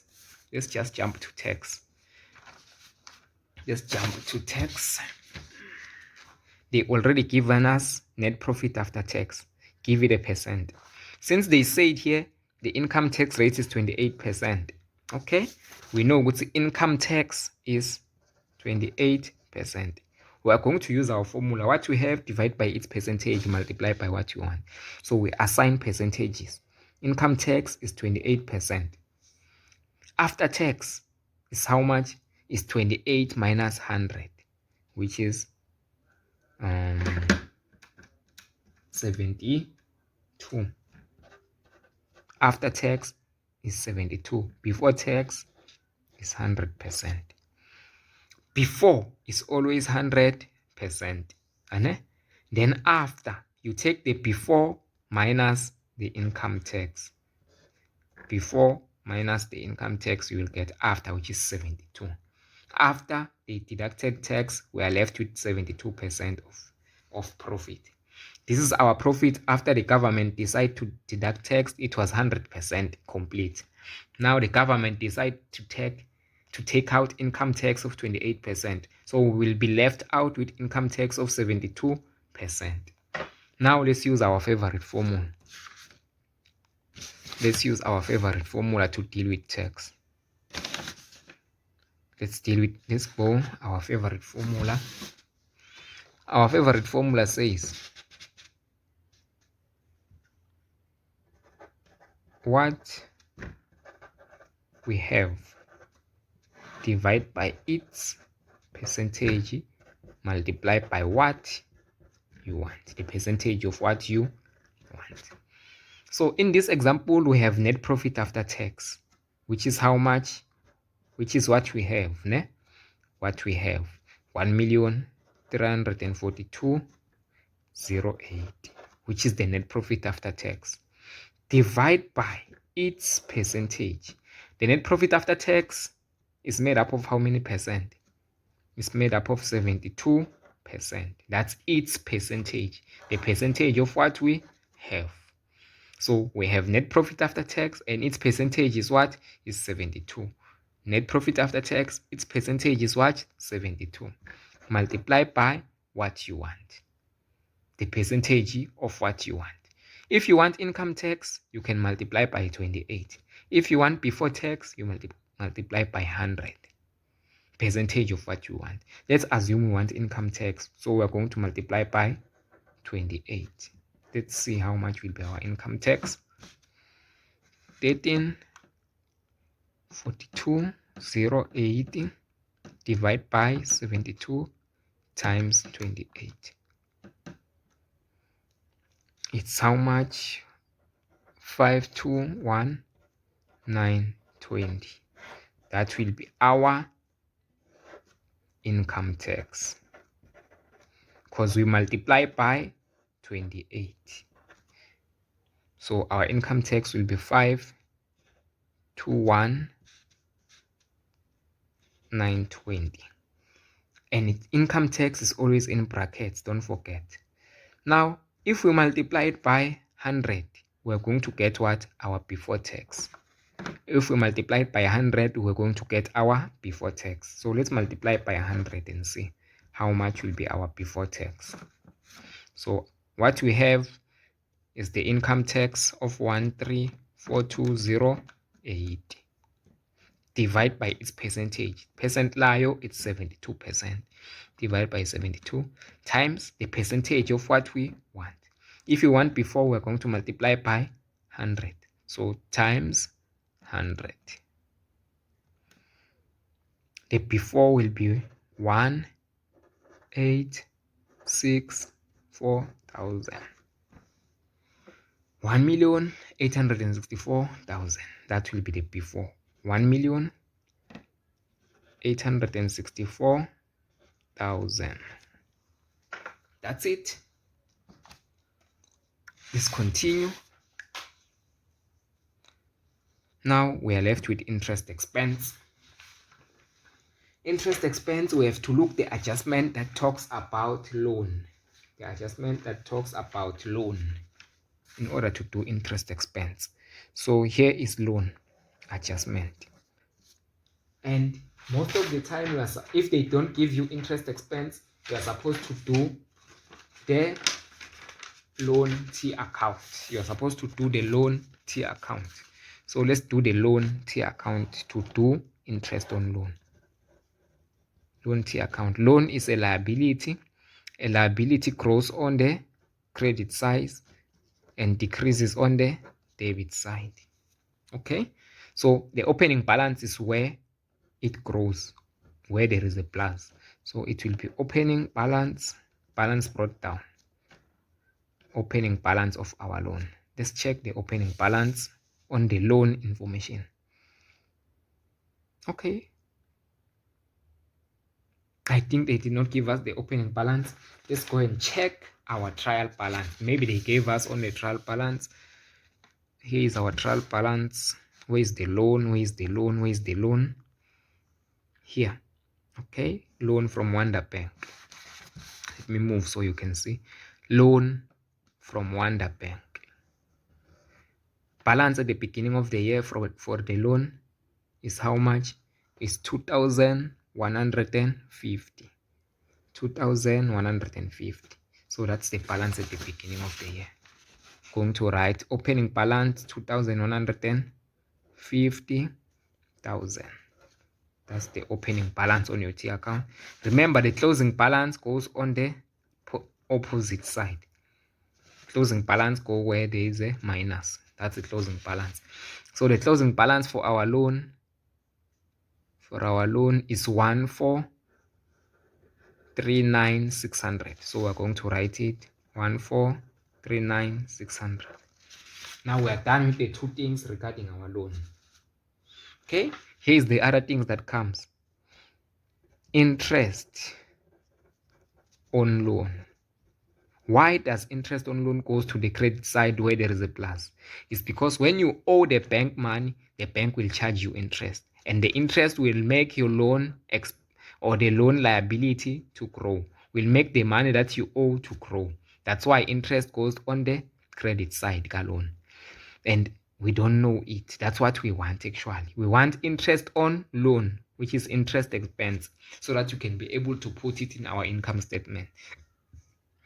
Then what happens? What decreases the loan? The loan decreases because you have paid repayment. So when you repay the loan, it does what? It decreases, minus on the debit side. So how do we get those amounts? We go to our loan information. They are saying bullet number 1, fixed monthly repayment of 59,200 have been made and recorded. So let's go and do it. Repayment, monthly repayments. Remember, repayments, they decrease the money that we owe. So they go on the credit side. So on the debit side, sorry. So they decrease the money that we owe. They decrease the loan amount that we owe when we pay. When we pay, imali esikolotako iyehla. So we go to the debit side and record 59,200. So repayment, they said we repaid 59,200. Now we are left with what? Interest on loan. There is no way. Bullet number 2, they gave us the loan statement reflected a balance of 1,652,000, which is actually, okay, I think they gave us the wrong balance here on the trial balance.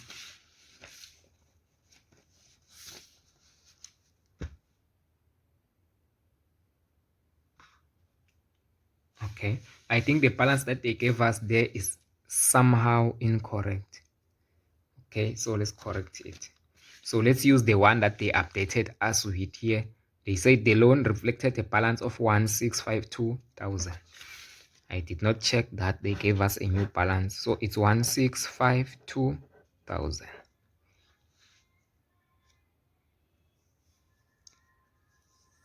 So this is the closing balance, the correct closing balance.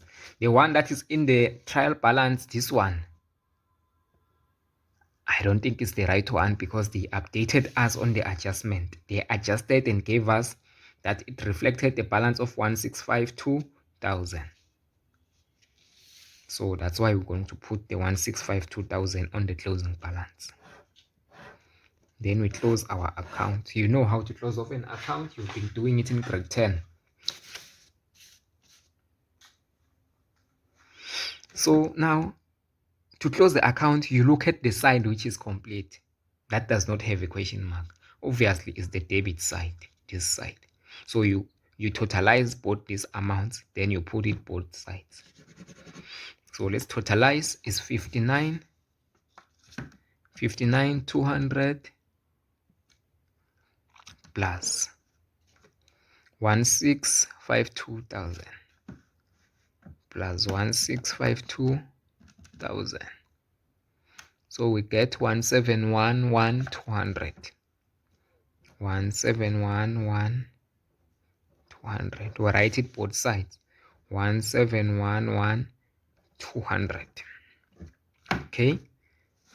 Now 1711,200, we minus the opening balance so that we can be able to get how much is the question mark or the interest on loan. So 1211,200, 1711,200 minus 2150,000. 2150,000. 2150,000. So the interest on loan, as we can see here on our calculator, is 438,800. 438,800. That's the interest on loan on our loan account. This is the amount that we want so that we can put it on our interest on loan, 438,800. 438,800. That's the one we are going to put on our answer book. So interest on loan or interest expense is 438,800. Unless is there any interest on loan that they gave us here and we did not put on brackets, just check. Interest expense or interest on loan. So there is nothing. So that one is correct. Now we're left with what? Profit before interest expense and interest income and operating profit. We won't be able to get these amounts up until we complete our entire income statement now. We won't be able to get our profit before interest expense, our interest income, and our operating profit if we are not done with our whole balance, our whole income statement. So let's try to totalize from the beginning, but with the adjustments we are done.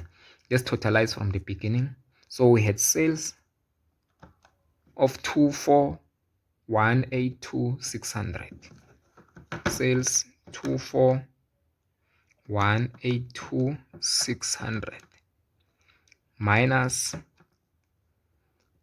cost of sales. The cost of sales of, they said it's 931,000.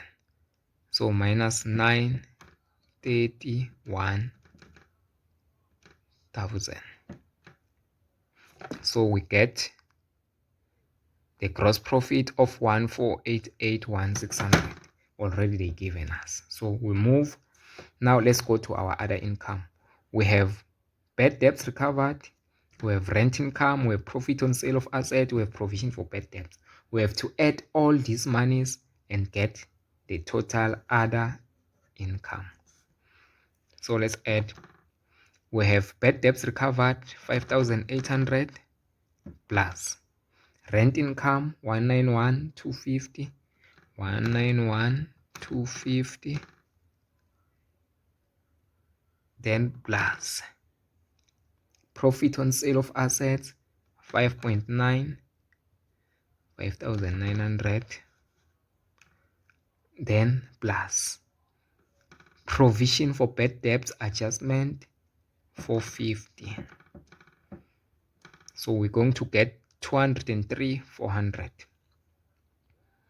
We put it our total for other income 203,400. That's it.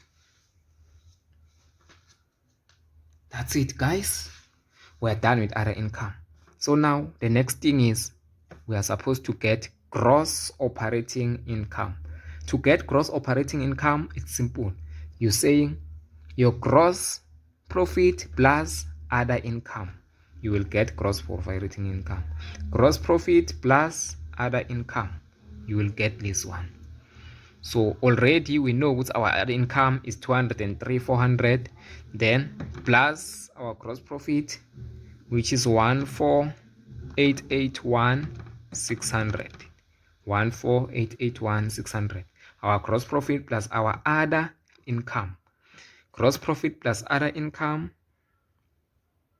it gives us gross operating income of how much? Calculator says is 15,085,000. Okay, now we move. What's left now is what? Operating expenses. Operating expenses. Operating expenses, the total. We have to combine our director's fees, audit fees, advertising, sundry, trading stock, salaries, and all the other expenses. Total, we have to put it here and put it in brackets. Remember, in brackets. If you don't put in brackets, it's a wrong. So let's start.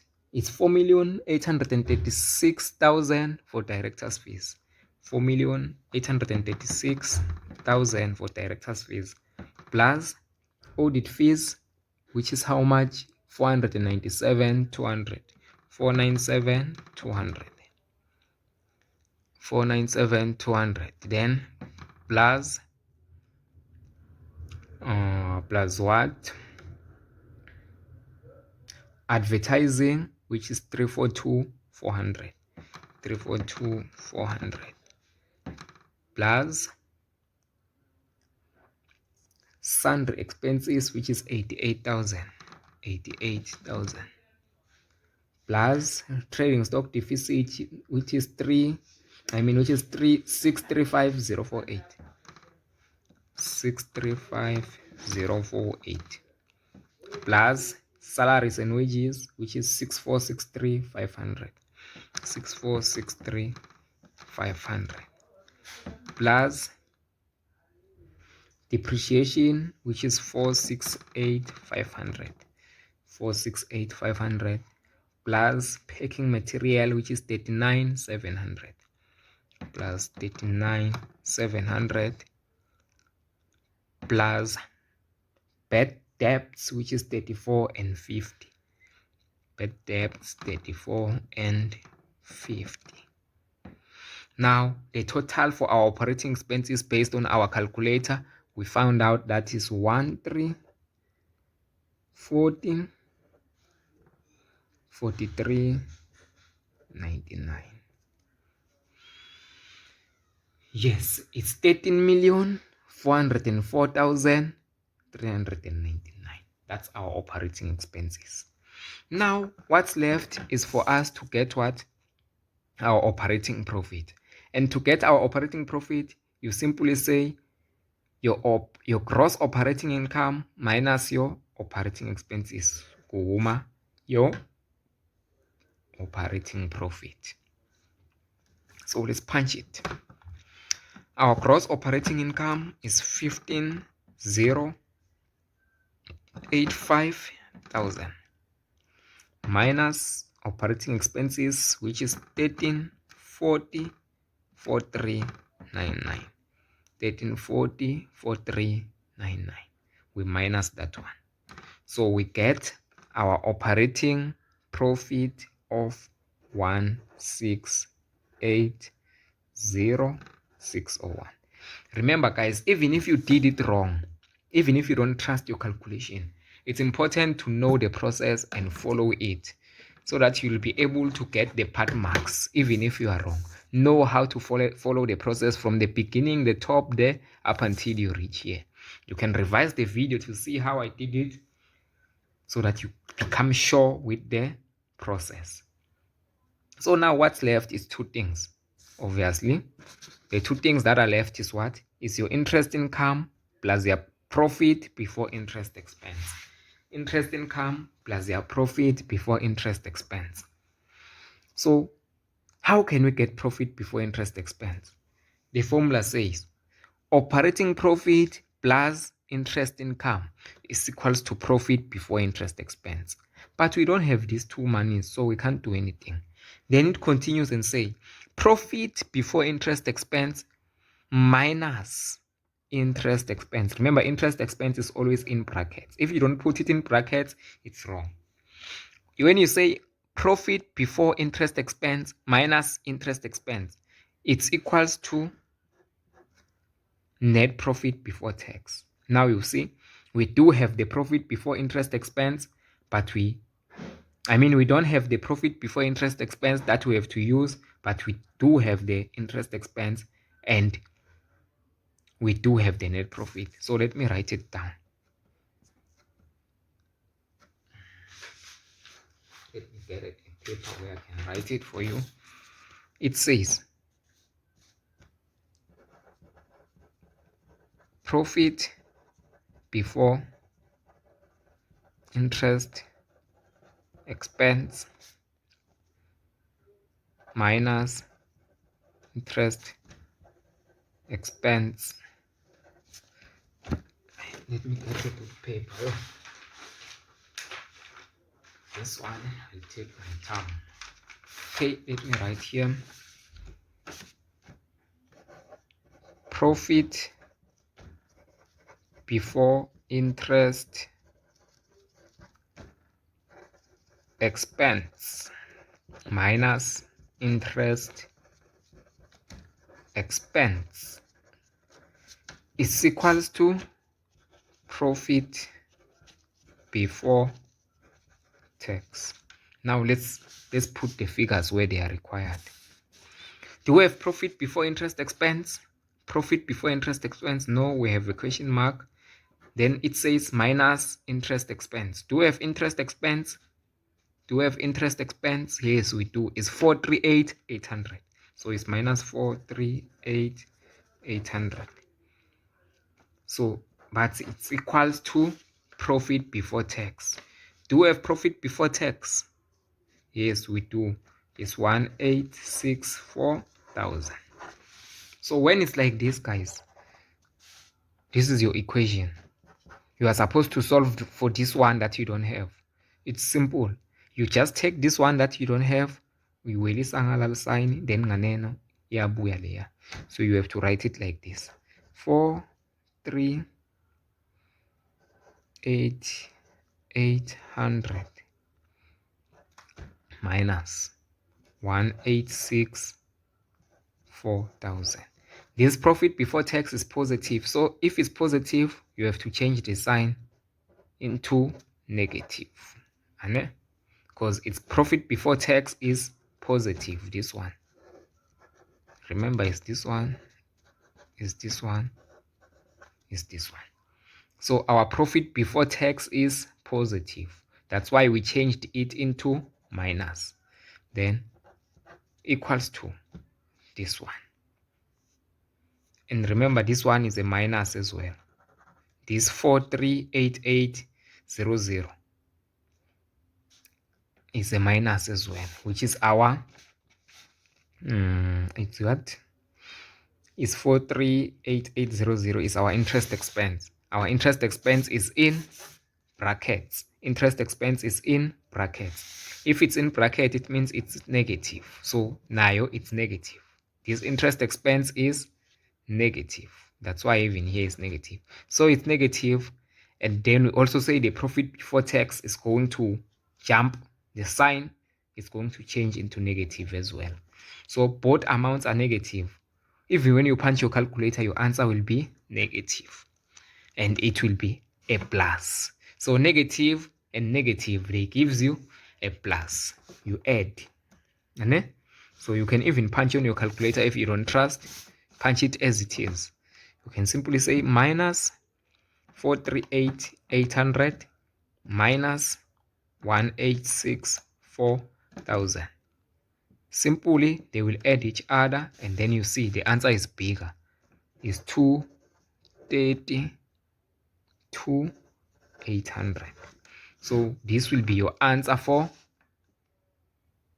your profit before interest expense, which was initially your question mark. So this will be your profit before interest expense, which was initially your question mark. So your profit before interest expense, you found it now, is 232,800. this is how we get it. I hope you can see. 232,800.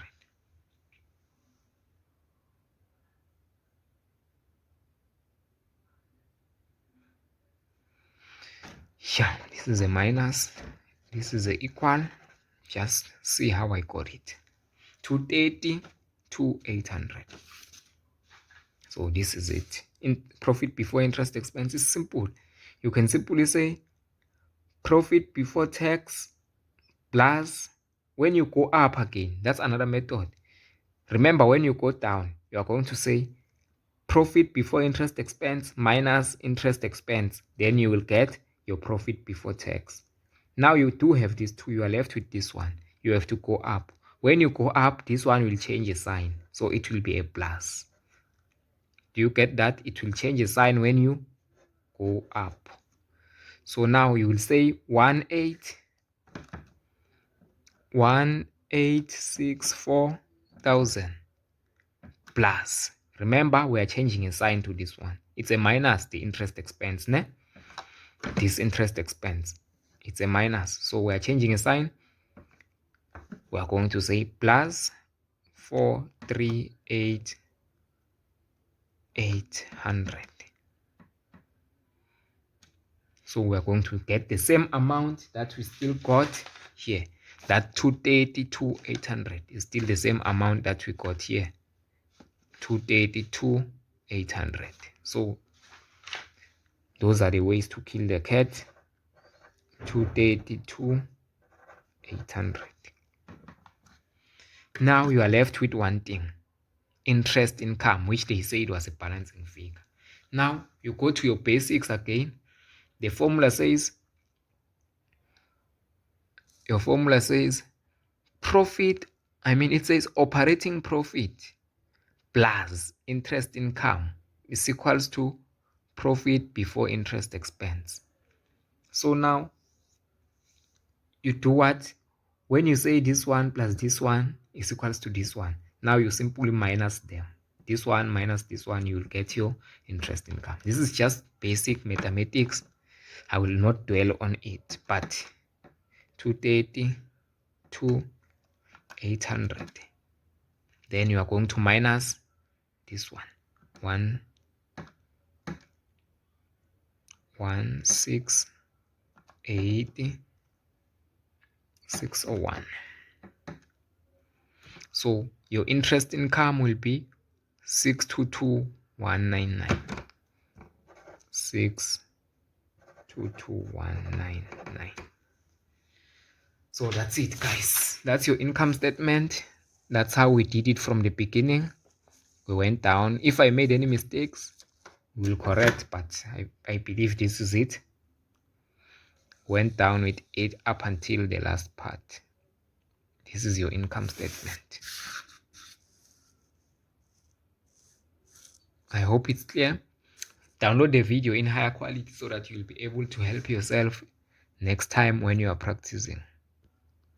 So this is it.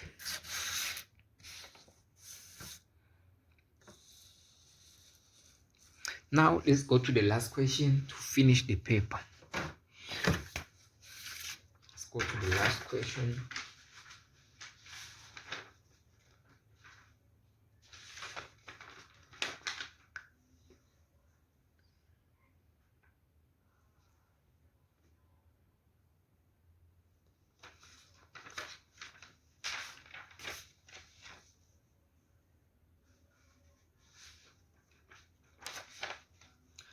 But I think I will do the last question on the next video separately. Yeah, I think that will be better if I do it in the next video separately, continuing from here, the net profit after tax, which is this one.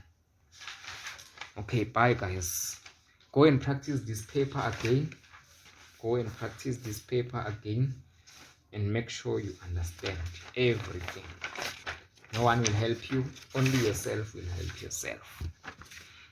So you can just screenshot if you want to go and practice. This is your trial balance. You can screenshot this 1, 2, 3, screenshot if you don't have the paper. Then the bottom part, 1 2 3, screenshot. Then the adjustments, adjustment B, you can just 1 2 3, screenshot. Then let me check the other adjustments. Okay, we have adjustment number E